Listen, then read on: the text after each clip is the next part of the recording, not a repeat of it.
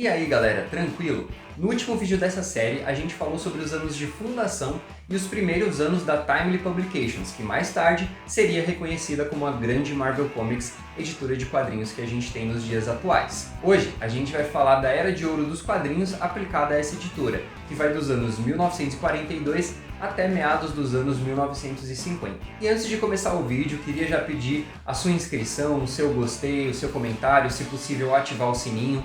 Tudo isso ajuda bastante o canal em relevância e ajuda o YouTube a entender que o nosso conteúdo é bom e que ele pode compartilhar com outras pessoas que vão gostar do nosso conteúdo também. Vou também deixar aqui na descrição os links da Amazon, caso você queira adquirir algum quadrinho através dos nossos links, ajuda muito o nosso canal e você não tem nenhum custo adicional por isso. E sem mais delongas, bora pro vídeo. Bom, nós terminamos o vídeo passado falando sobre o estrondoso sucesso do Capitão América, que veio aí quase como um símbolo americano da Segunda Guerra Mundial, e caso você não tenha visto esse vídeo, eu vou deixar aqui no card, depois você volta lá e assiste para você ter a timeline completa aí da Marvel. E antes de continuar a história, eu quero voltar um pouquinho para 1940 para falar de um personagem muito importante dessa história, talvez o mais importante deles, que é um garoto de 18 anos chamado Stanley Lieber, ou como mais tarde seria reconhecido, o grande Stan Lee. Só que acontece que naquela época ele não era o grande Stan Lee, ele era apenas um garoto de 17, 18 anos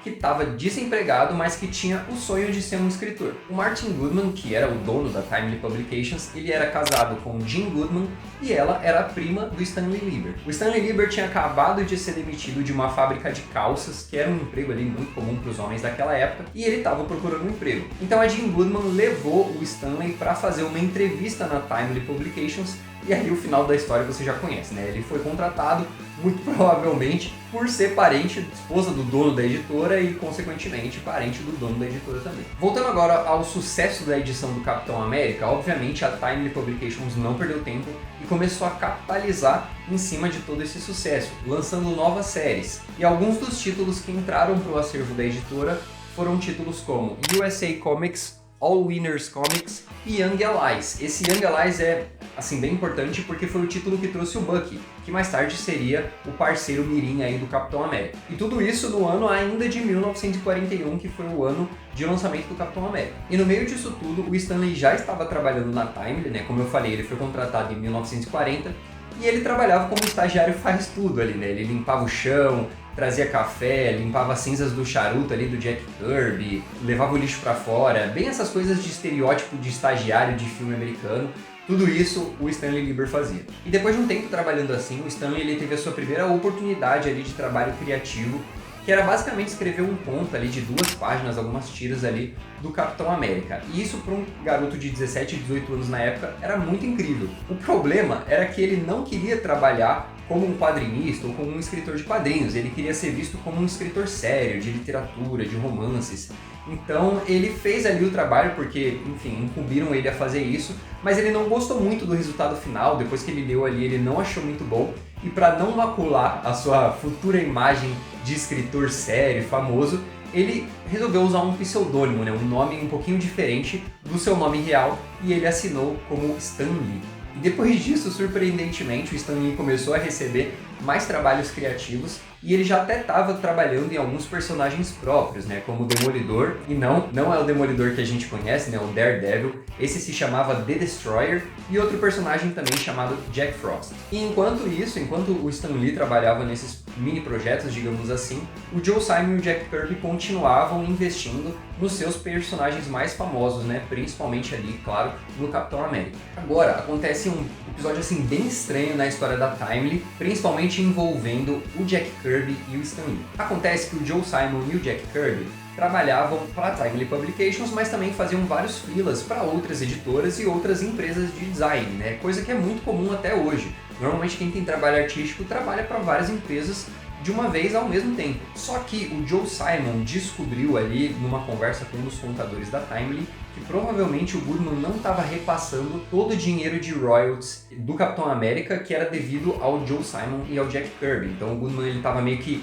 desviando esse dinheiro para a conta dele. E aí é claro que os dois, né, o Joe Simon e o Jack Kirby, ficaram um pé da vida. E a ideia que o Simon teve foi entrar em contato com a DC, que na época era Action Comics, e já na época era uma das maiores concorrentes da Timely Publications, para também tentar fazer uns freelas para essa editora. E eles aceitaram, é claro, porque o Joe Simon e o Jack Kirby já tinham ali certa reputação nesse meio dos quadrinhos, e não só aceitaram, como ofertaram $500 por semana para cada um para trabalharem na DC. Esse valor, para a época, né, era um valor meio que astronômico, assim, ainda mais semanalmente, e obviamente eles aceitaram. Só que eles não divulgavam isso, né, de forma tão aberta assim. Eles decidiram manter meio que esse freela específico debaixo dos panos.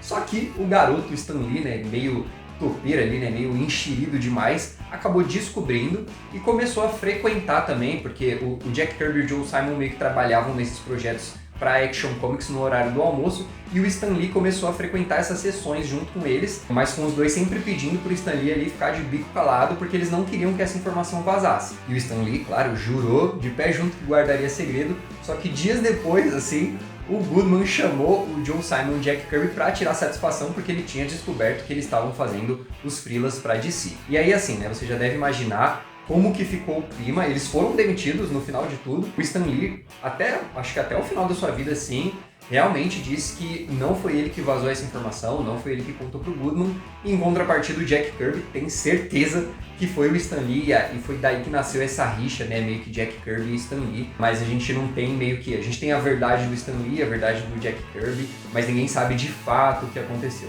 E para piorar toda a situação, como se não tivesse como ficar pior, o Stan Lee, ele assumiu o cargo como um editor-chefe ali dentro da Timely Publications, né, que era o cargo que tinha o Jack Kirby e o Joe Simon. Então você pode imaginar ali como os dois ficaram também ao saber que aos 18 anos de idade o Stan Lee já ocupava esse cargo de muita tomada de decisão, um cargo muito importante para a empresa. E no meio disso tudo, a Timely continuava ali criando novos títulos, criando personagens, criando muitas histórias, lançando muitos quadrinhos, com o Stan Lee também ajudando nessa parte criativa, criando personagens e tomando decisões muito importantes para a empresa. Porém, no fim do ano de 1941, o Japão bombardeia Pearl Harbor nos Estados Unidos. E o impacto disso para a Timely é que ela sofre inúmeros desfalques, porque muito do seu pessoal, composto de homens, né, era obrigado a servir na guerra, foi obrigado a servir na guerra, e por conta disso não podia mais dar 100% da sua energia para a empresa. E isso envolvia o Stan Lee e até mesmo o Martin Goodman. Porém, em contrapartida, esse cenário de guerra favorecia também a Timely Publications, porque eles investiam muito nesse tipo de história, principalmente ali com o seu carro-chefe, que era o Capitão América. Chegou um momento onde cada volume, né, então volume 1, 2, 3, que no Brasil a gente chama de edição também, né, do Capitão América tinha uma tiragem de 500 mil exemplares ou até mesmo mais.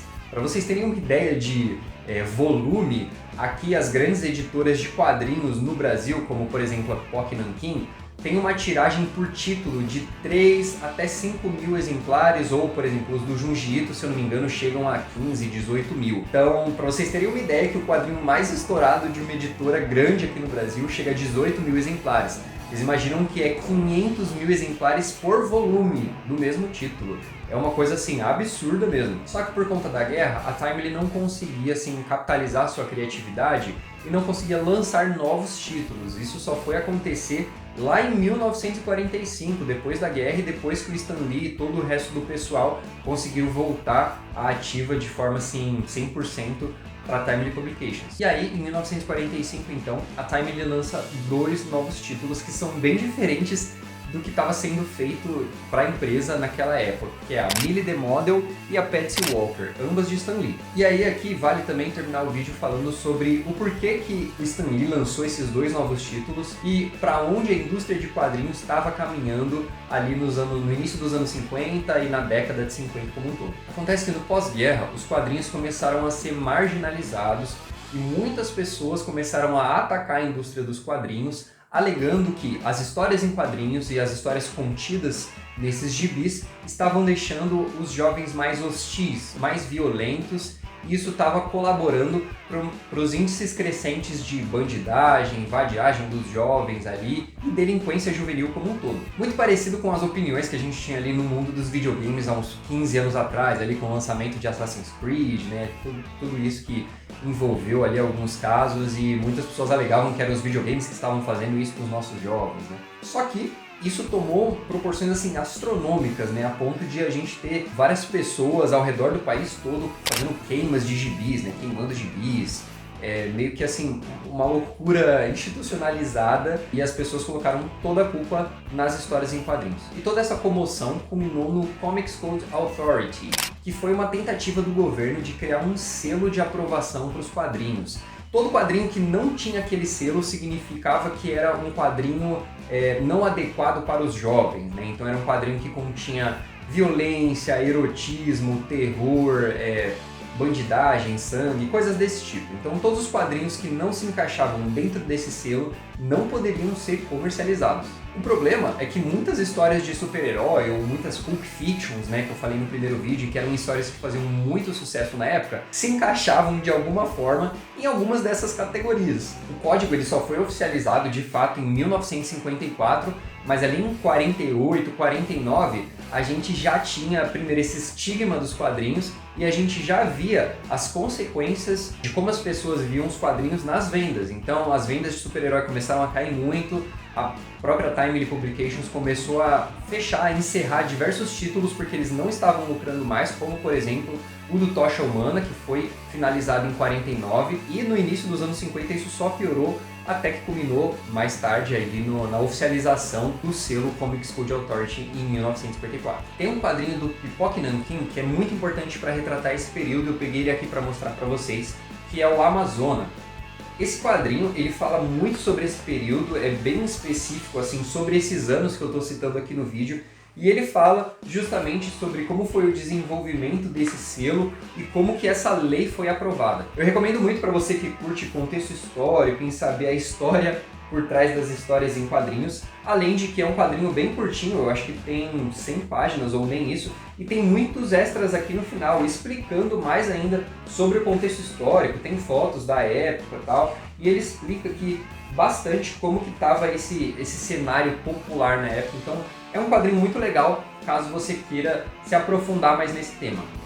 Além disso, o Pipoque Nankin fez um vídeo específico não só sobre esse quadrinho, mas sobre todo esse contexto histórico e sobre essa questão do Comics Code Authority. Então vou deixar o link aqui na descrição também, porque é muito legal caso você queira saber mais da história e para você saber mais detalhes aqui na íntegra do que de fato aconteceu. É um vídeo bem completo sobre o assunto e eu recomendo demais. E é por conta disso que nesse período de 48 até 55 se publicaram muitos westerns, histórias românticas, até mesmo histórias infantis em editoras que anteriormente tinham histórias de super-heróis. E a gente pode ver isso na prática em títulos lançados pela Timely Publications nessa época, como por exemplo, Namora, Marvel Man, Love Romances, Venus, entre muitas outras. Tem muitos títulos nessa mesma pegada, digamos assim. Então é isso, pessoal, para esse vídeo eu vou terminar aqui e no próximo vídeo a gente vai falar sobre a Era de Prata dos quadrinhos, como a Timely se comportou nesse momento, né, a mudança de nome para Atlas, o ressurgimento dos super-heróis e muitas outras coisas. Se você gostou desse vídeo, peço encarecidamente que você deixe o seu curtir, a sua inscrição caso você